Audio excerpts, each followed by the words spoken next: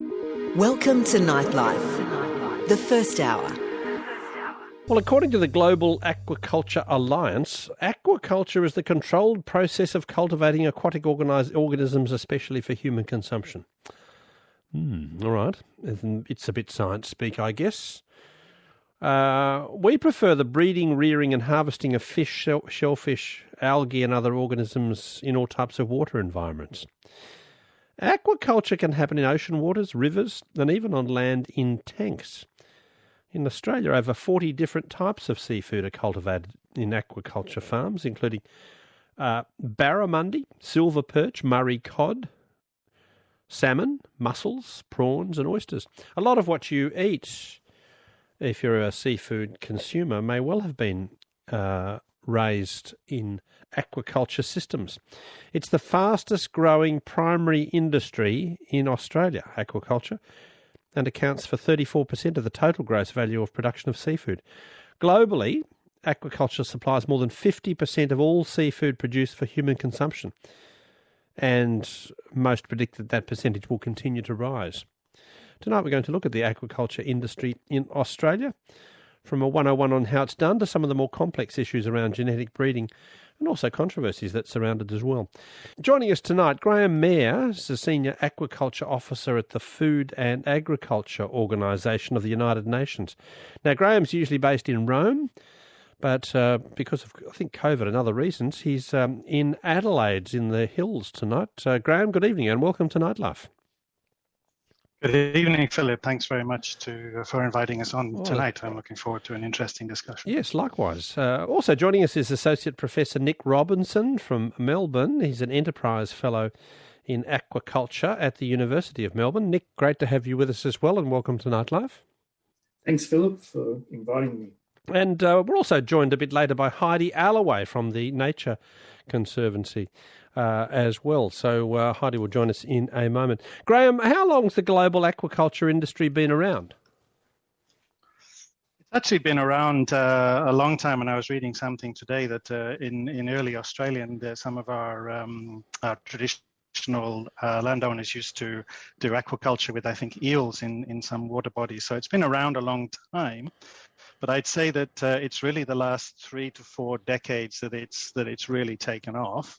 And I think you gave some useful statistics in your introduction there. And if you look at global aquaculture statistics, basically since about the mid-1980s, the production of seafood or aquatic food has been increasing exponentially, but since the 80s, that's all come from the growth of aquaculture, and the growth of capture fisheries is remained relatively stable during that time, and is kind of a common consensus that there's not a lot more that we can extract from our fisheries. So we're transitioning really from a hunter-gatherer of our aquatic food to farmers of it. Yeah, I'll put that question to both of you. I mean, to you first, though, Graham. That's a view that's expressed frequently, isn't it? That the future of wild-caught fish and seafood is limited. That if we look at the growing population of the world and our extraction from the seas, it's not generally, although in local terms it may vary from place to place, but generally it's not sustainable. That if we're to eat fish into the future, it's going to be very much a combination of using a lot of aquaculture and some wild fishing. What's your view about that? Graham, to you first.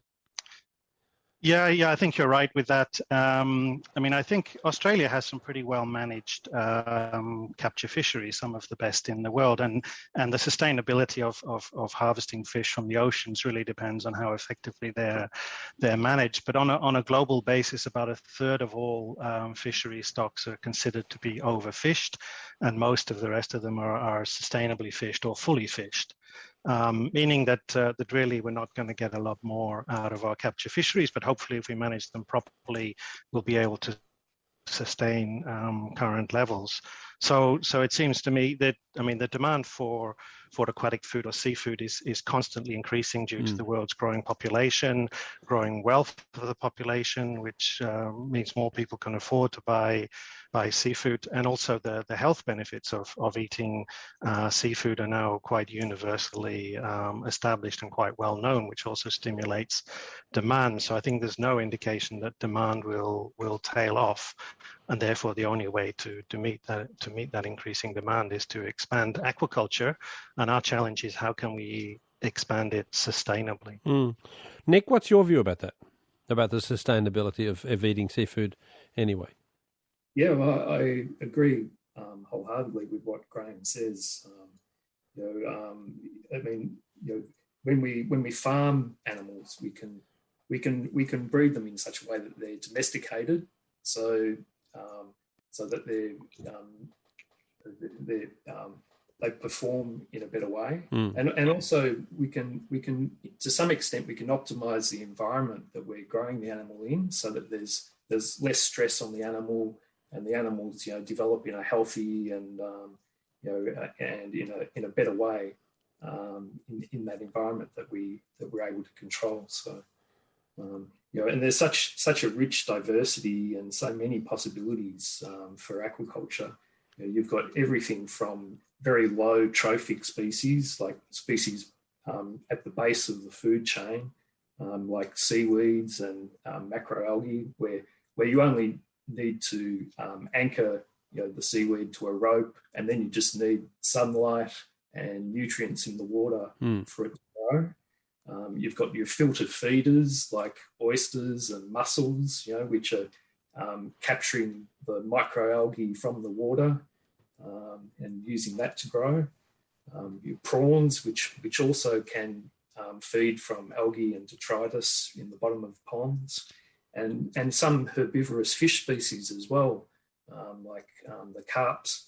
So in places like India and in Africa as well, they grow carp and tilapia, and they can basically fertilize the pond water with waste material like rice husks and chicken manure, and grow algae, and the fish feed from the algae. So you might have a community in India or a family which has a pond with some fish, and that's what's sustaining that the nutrition. Yeah, we've lived with aquaculture, I suppose, for a long time at a low level, haven't we? With things like oysters. Because oysters, all the oysters we eat come from oyster farms. They might have been once chipped off rocks by the original inhabitants of Australia, but these days they're grown in what is aquaculture. They're grown on essentially sticks in tidal rivers, aren't they? So it's not as though this is a new thing. Although when you two use the word aquaculture, a lot of people tend to think of it as high tech. Is it, Nick? Yes, well, it can be, of course. So for the main species, there's been many years of research. So for instance, for Atlantic salmon aquaculture really started in Norway back in the early 70s. Yeah. And there's been a huge amount of research on the feeds for the fish. So they started culturing the fish, just throwing pieces of small fish into the cages, or a mash of fish meal, and that wasn't very efficient because most of the fish was wasted; it just dissolved in the water. But now, they know a lot about what's needed to sustain the animals in a healthy way, and so they've made these fantastic, formulated diets with, ingredients that are sustainable and sourced from around the world, and they create a pellet, which is a solid pellet which has a coating on it, so it doesn't dissolve in the water, and the fish have a strong appetite for the feed. And they thrive from this sort of food. Yeah, well, let's get to that seafood feed in a moment, because there are some issues in and around that, aren't there? Graham, when we're talking about aquaculture and farmed fish, are farmed fish the same as wild fish? They're the same species, and because we've had this rapid expansion of aquaculture in the last 3 to 4 decades, that's a much shorter time frame than terrestrial agriculture. So the livestock, the pigs and cattle that we eat, and the crops that we farm, they've been domesticated probably for up to 10,000 years, whereas we've been domesticating aquatic animals in most cases for only a few decades. And so we have this huge diversity of species and farming systems that we adapt. And I think at the moment, because aquaculture is been growing so fast, I think it's been growing in lots of different directions. And kind of at the high end, you've got what Nick was describing with our salmon and maybe our prawn industry, where it's kind of, I mean, it's become quite commercial. It's highly technical. They're kind of pushing the efficiency levels up really high, but it's still not at the levels of a traditional poultry farm or a feedlot for cattle. It's still developing, and it's not. The production is not as predictable as it is in some of our terrestrial agricultural food systems. But at the other end, you've got the really basic stuff like the oysters, which are just filter feeding and have a relatively low impact on the environment. I suppose my question was really almost a genetic one. Is in the same way that animals which are bred for food on land are selectively bred to produce high yielding animals. Are we doing the same with fish? In other words, breeding fish that don't occur in the wild, essentially. Yeah, so absolutely, Phil. So the breeding programs for Atlantic salmon, they were also first developed back in the early 70s, and now there's a number of breeding companies that are supplying fish for the industry. And the sort of traits that they breed for are obviously improved growth rate, because that's a mechanistic trait, but also disease resistance. So we've increased the disease resistance to many of the bacterial diseases that affect the fish. I'm currently working on some research projects where we're looking in particular at a crustacean which is known as sea lice, which attaches to salmon, and it can wound the fish. It feeds off the blood and the mucus on the outside of the fish. So it's a severe problem for the welfare of the fish, and also, of course, for the industry as well. So I mean, are we talking about then, as we go down this aquaculture path, are we talking about really developing a fish that you don't find in the wild, that aquaculture, in other words, there's a difference between wild fish and farmed fish, because farmed fish are genetically different? Well, we don't farm wild bulls, and we don't farm wild chickens, and there's good reason for that. We want the animals to be, we don't want them thrashing about in the water and wasting energy and being stressed. And in that case, they would be more susceptible to disease and other things. So we would like an animal which grows fast, and an animal which is able to have a natural immunity against diseases. So basically, what we're doing is what humans have been doing for thousands of years, and just selecting the best animals to breed from. But nowadays we can do that in a more sort of high-tech fashion. Actually. Okay. Graham, just before we begin on the rest of the conversation too, you probably should explain to us that there are different ways to raise fish, aren't there, in aquaculture? I mean, you can use them in sea-based pens. I mean, that's how salmon in Tassie are grown, for example, in Norway, as you say.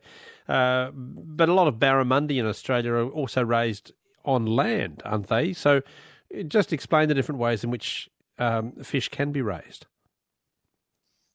There's a diversity of ways of that aquaculture and the way in which we categorize aquaculture. So Nick talked earlier on about fed and unfed aquaculture. So fed aquaculture is where we obviously feed the animals but unfed aquaculture is things like seaweed and mollusks and oysters that are filter feeding. We do aquaculture in the sea, and we also do aquaculture inland in ponds and tanks. I think in Australia, we probably perceive aquaculture to be a coastal and marine primarily activity, but globally, I think 60% of global aquaculture production takes place in inland waters, and it's only mainly finfish that is done in the oceans, and we grow a wide diversity of things. You've talked about we know about the shellfish. But in Australia, we have abalone is another important industry, and even some things that we don't even think about it as being aquaculture, like sea urchins and sea cucumbers are a huge industry. Freshwater crayfish, and most of those are in ponds, and even things like alligators and crocodiles and frogs. That's all aquaculture. But we also think mainly about aquaculture for food, but we also do quite a lot of aquaculture for non-food products. So Australia has a thriving pearl industry, which is aquaculture. We extract various products from seaweeds that we can use in cosmetics and food processing, and even in our laboratories and nutraceuticals. And then we also have the ornamental fish industry, which is quite a big industry. Not so big in Australia, but globally, it's another big industry. So it's a very, very diverse industry, and we recently produced a report that indicated globally we're farming over 700 different species of aquatic animals and plants. Okay. Let's bring in Heidi Allaway here. Heidi is a global aquaculture scientist with the environmental organisation The Nature Conservancy. Heidi, good evening to you. Welcome to Nightlife. Hi, Philip. How are you going? Yeah, no, very well. You've had a look at the history of ecology and the large-scale industrial fishing systems that we've had on our oceans. In the past, we've gone very hard on this planet, haven't we? We've done a lot of damage to oceans, and that's been documented. What do you think the lessons that we can learn from the past are when it comes to new ways of growing food? Yeah, so, food systems have radically transformed landscapes and seascapes. And while these effects might have accelerated in recent decades, the transformation has actually been happening for some time. And some of my research is in historical ecology, which is the science to detect and make sense of changes in the past and their relevance to a contemporary and future world. One of the great examples that never ceases to amaze me is the oyster fishery that actually occurred along the southwest, southern and eastern coast of Australia in the 18 and 1900s. And the oyster fishery was really Australia's first formal organised fishery. It was the focus of the first Commonwealth enacted fisheries legislation. And through that fishery, we overfished oyster populations, but in many areas, significant fishing equipment in the form of dredges were also used. And these dredges were made from an iron bar, usually about 2 to 3 feet long, with a chain metal bag attached, and they were dragged time and time again over dense accumulations with all the material brought on board the boat. They'd sift through, pick out the live oysters, and then the hard substrate, such as shell and rock, which we now know is critical for recruitment of oyster larvae in the wild, was thrown back over the side, often hundreds of metres away. In fact, in the early days, there was even legislation preventing fishers from depositing what they termed as this injurious material back onto the bed. Because look, I know this has been time and time again, hasn't it? From the from the orange roughy fishery off the south coast of Tasmania to plenty of other fisheries. We fish things we just don't know enough about.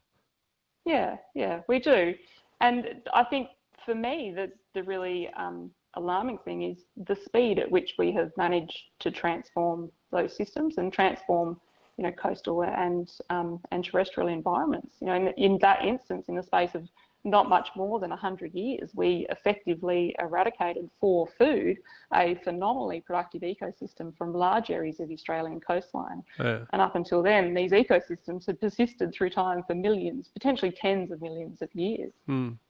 Is aquaculture properly regulated the future of seafood consumption, do you think? I think it is. Yeah, I think it is. And there's some really great research to show that a strong regulatory environment that is well supported and well acknowledged in the community can be absolutely, pivotal to enabling sustainable aquaculture growth. So the more we focus on some of the social and the economic factors that actually enable sustainable aquaculture, as well as those governance and those regulatory factors, the better off we're all going to be, meaning us in terms of the food that we're going to get, but also nature. Yeah. How well regulated is it in Australia, Nick? Look, I think it is extremely well regulated, but of course, I think any system can do with some improvement. We obviously we have to be careful about where we allow the placement of farms. There has to be adequate currents and oxygen for the cages. There has to be good licensing and regulations around where you can place farms, density of cages. Possibly we need to look at fallowing different areas. Giving areas a break now and then. I think we can always do better, and so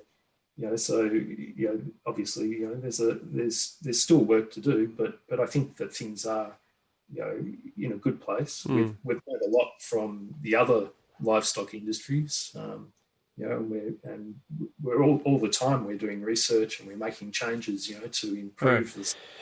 Yeah, nevertheless, there are criticisms, aren't there? I mean, and quite significant ones, particularly in and around the sustainability and whether or not aquaculture is as clean and green as it often likes to suggest that it is. Graham, you'd be well aware of these, and in particular the use of wild caught fish protein to make pellets to feed fish. I mean, many say, look, this is worldwide. This is just a means of the developed world, which is into aquaculture big time, to exploit fish resources in the third world, given that it often takes more than a kilo of fish meal to produce a kilo of farm raised fish. These criticisms have some validity, don't they? They do, and I just wanted to reiterate the point made earlier on that I think Australia has some of the best regulated fishing and aquaculture industries in the world. I believe it probably constrains the growth a little bit of aquaculture in Australia because it's a little bit slower developing here than it is. I mean, the hotbed of aquaculture is in Asia and Southeast Asia. More than about 90% of aquaculture production takes place there. But I think that's a good thing. I think because it's been the rapid growth of aquaculture that I think has pushed the sustainability a little bit too fast, and I think it's been going at a good pace in Australia. And I think what you're alluding to is the use of wild caught fish in fish meal for the fed aquaculture sector. And I think the industry and research and development has really made some great strides in that regard. And I was looking at some data earlier on that I think the fish in, we talk about a fish in, fish out ratio, that now looks like it takes less than a kilo of fish to produce a kilo of salmon now, for example. And across all fed aquaculture, the average is now about 0.22 kilos of wild caught fish to produce a kilo of aquaculture product. So, but that's come down dramatically in the last 15 years or so through the industry being committed to developing better diets, including more plant-based proteins in them. So the industry is very conscious of its need to be more sustainable and to address some of these issues, and particularly that because the limited supply of wild fish that can be put into animal feed in general, and a lot of it goes into aquaculture. Yes. There's not much point in catching wild fish, which we say are not sustainable, to the raising of farmed fish. We're in a major zero-sum game, aren't we? You say it's improving, though, Graham. That equation. Undoubtedly. I mean. Yeah, a lot of the fish comes from Chile, for example, has a big fishery of anchoveta, which is probably not going to be consumed by humans anyway. And actually, it's being now converted quite efficiently into aquacultured fish protein. And if you compare fish to other forms of animal protein, its production efficiency relative to what it eats is very high. Sure. Certainly compared to things like beef. But we're improving it, and it will continue to improve for the foreseeable future, because we have to grow aquaculture, and the supply of fish protein and fish oil is limited. Yeah, in Tasmania, Nick, and maybe this is a question for you. There's a lot of controversy about the salmon, the wild salmon fishery, the one that's located in Macquarie Harbour in the west coast of Tasmania, and of course there's also expanding around other places in Tassie, and there are proposals for new sites too, which have been opposed. The well-known Tasmanian writer Mr. Flanagan has written a book about all this called Toxic, and he's pointed, as well as other conservationists have pointed to, the highly detrimental effects of some raised cage fishing processes, salmon raising processes, in terms of their pollution of the waterway through fish effluent and so on. Where is this an issue, do you think, that's peculiar to the way those companies raise salmon in Tasmania, or is this an issue more generally that's a problem? No, I don't think it's something that's peculiar to raising salmon in Tasmania. I think it's, I think all production of livestock or fish, produces waste. Of course it does. Yeah. So we need good regulations about the way that the industry is managed, and maybe I'm not really familiar with the effects or whether there's actually good evidence of effects on Macquarie Harbour from the waste, but I think it's good that these criticisms have been raised, and I think we always need to take a close look at these things, and maybe Macquarie Harbour is not the best place to raise fish. I mean, it's not the best place in terms of oxygen concentrations, and because oxygen concentration, because of the wilderness, etc., is very low in the water, isn't it? Anyway. That's right. Yeah. So I think the reason that the farmers wanted to farm in Macquarie Harbour was because there's no disease problems. There's a disease problem on the east coast with this amoebic gill disease, and that's not a problem in Macquarie Harbour. So that was one of the reasons why they went there. But I think there's a whole lot of other reasons why it's probably not a good idea to farm fish in Macquarie Harbour. Graham,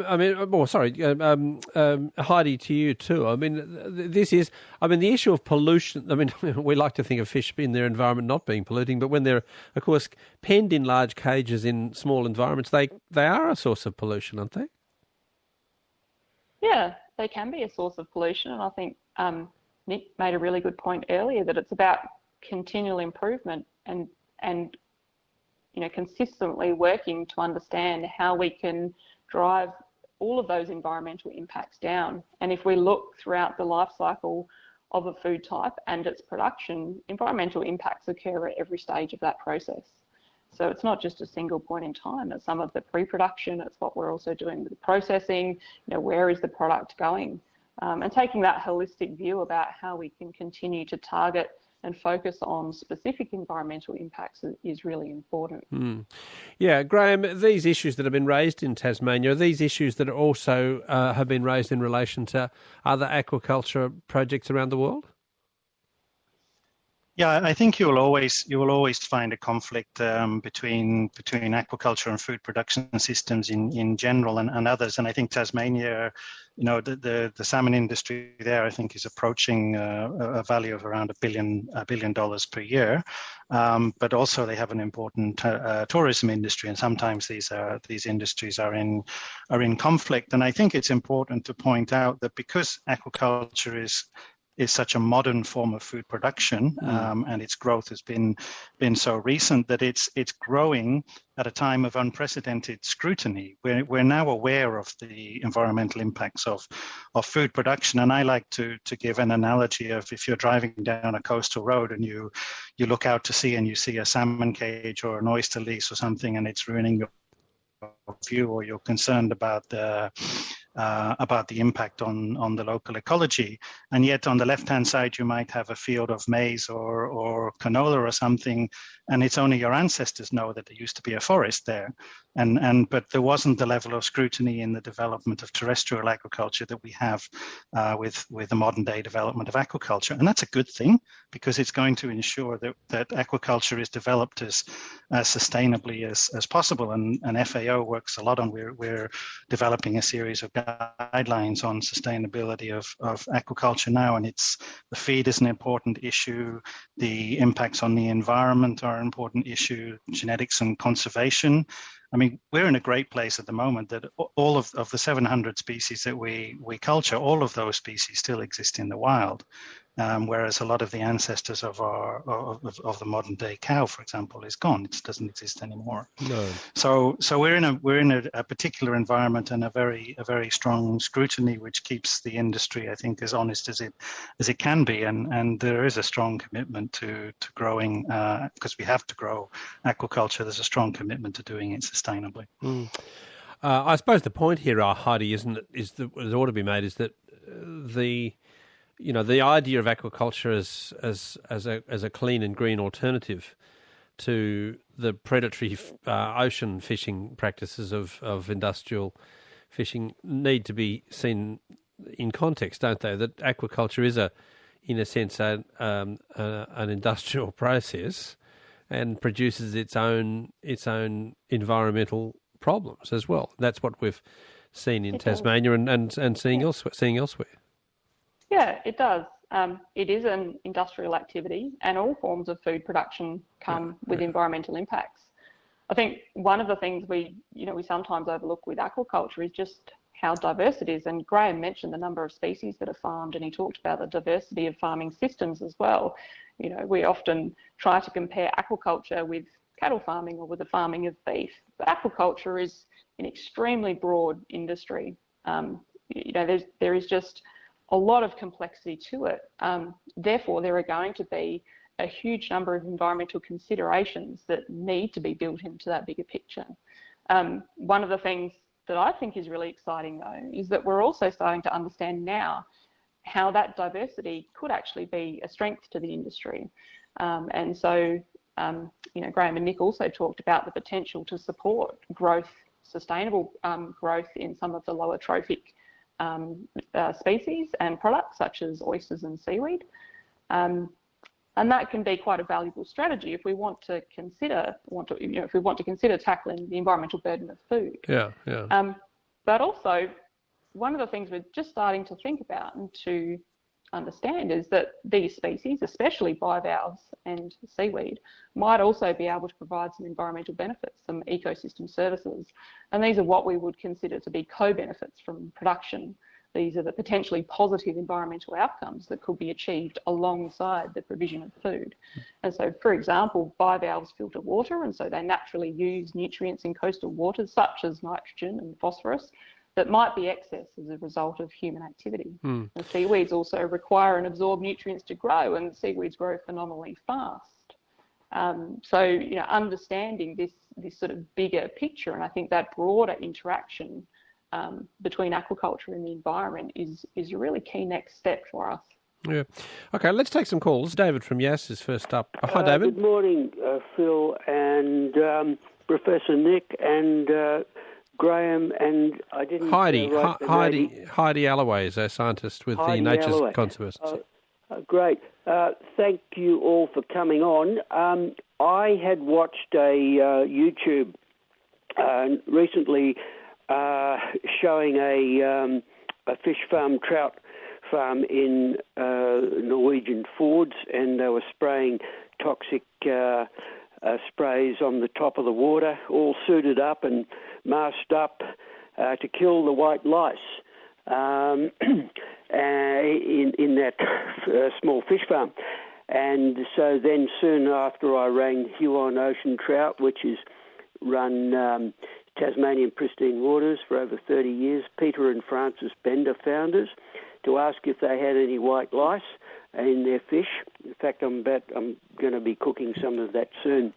And they said we don't have white lice affecting our fish in Australia, which is encouraging.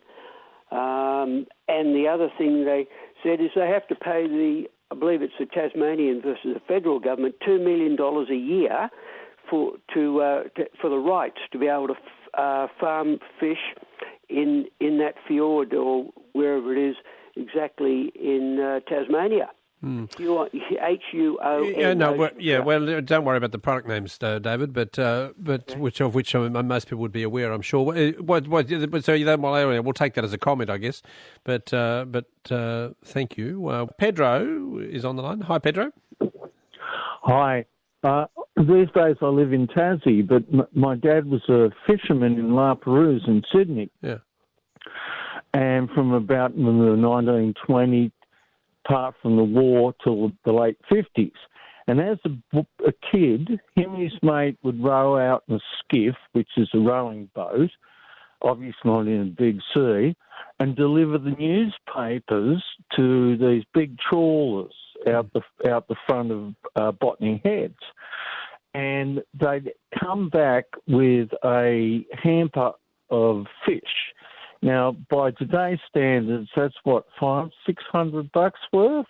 You know what a big hamper, big. Yep. What's your point here, Pedro? What are you raising? Because we've got a lot of people who would like to ask questions. I'll be very quick. When he left fishing in the 1950s, a hamper of fish was a good catch for the local professional fishermen. So it went from what the paper boy got to what the professional fisherman got. He said Botany Bay, there were times he thought you could walk across it for the schools of fish. Yeah, I think that's true, isn't it, Graham? We're aware of that the worldwide depletion of many wild fisheries is known about, isn't it? Yes, I mean, I said earlier on, and FAO collects data on this. We characterize the status of stocks, and it is concerning that the number of stocks that are classified as overfished is actually still increasing, despite a lot of work to try and improve fisheries management. There's a lot of unregulated fishing, and it's very hard to control. But as I said earlier, in Australia, the situation is better, and the goal of these fisheries is to achieve a kind of a maximum sustainable yield, so that you're making the fishery worthwhile, and you're feeding people, but you're also sustaining the stock. Given that it's an industrial process, Nick, you're likely, as you do with farming of any kind, to concentrate pests too, aren't you? I mean, in modern industrial agriculture, if we're raising plants, for example, or animals, the use of chemicals and other measures to combat pests is widespread. I mean, aquaculture is no different, is it? Well, pests, of course, are a problem in aquaculture, but there are very few chemicals used in aquaculture. Actually, I was reading today that I think 1%, less than 1% of the fish that are harvested that are produced in Norway are treated with antibiotics currently. So there's very little use of any antibiotics. In fact, for sea lice, for instance, there's a number of preventative measures that you can take to restrict the number of these lice. So the lice, when they're larvae, they float near the surface of the water. So my colleagues at Melbourne University, Tim Dempster, they've designed cages that have a skirt around the cage, so that the lice in the column of the top of the water, they can't enter the cage with the salmon. And then they have a snorkel, because the salmon, they require getting up to the surface to take a gulp of air to fill their swim bladder. So they have a snorkel in the middle of the cage so that the salmon can reach the surface and take some air. So there's a number of ways that you can prevent the lice, or at least reduce the number of lice attaching to the salmon. Sure. And okay. There's a number of physical ways that you can treat the fish as well. Okay. Take a few more questions to Glenn. G'day. Hi, Glenn. Hello. G'day, Glenn. Hello. Yes, hi, Glenn. Keep disappearing there. Look, in Western Australia some 6 or 7 years ago, we had described as a virus which decimated the small mackerel and pilchard schools which came around from South Australia, around Albany and up the west coast of WA as a natural food source for a plethora of other fish.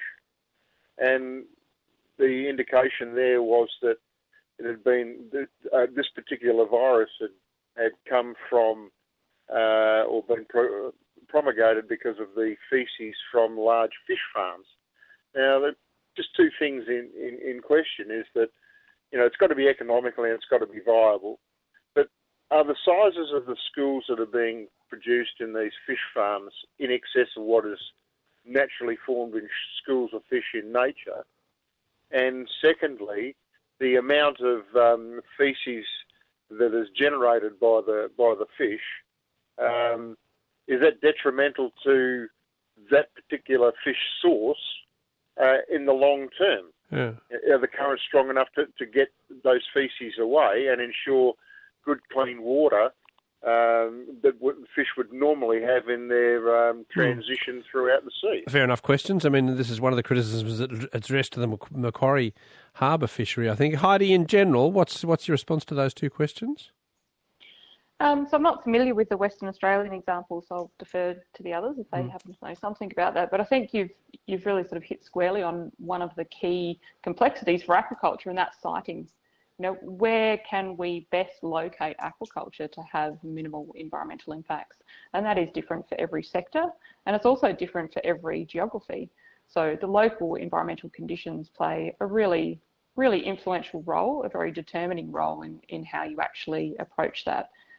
What the regulations in Australia do is try and set up processes that consider those local environmental factors and then provide guidance, if not constraints, around exactly where aquaculture can be sited to reduce those effects.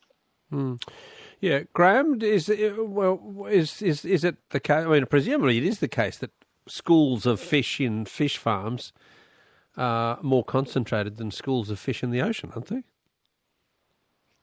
Yes, I mean, it depends on whether we're talking about a native species or an introduced species, because introduced species are commonly used in aquaculture. But yes, in terms of concentration, yes, but in terms of total biomass in the cage versus the total biomass in the ocean, it's still relatively small. But just going back to a couple of things that Heidi has said, I mean, we deal with this with regulation. So I remember I used to talk to prawn farmers in Queensland, and they were actually required that the effluent coming out of the water coming out of their prawn farm actually the regulation stated it had to be cleaner than the water that was coming in the inlet, and they were doing the systems and the treatment facilities within the farm to do that. And we have the same for cage operations. We would monitor the status of the environment around the cage before the cage goes in, and then we would monitor it continually.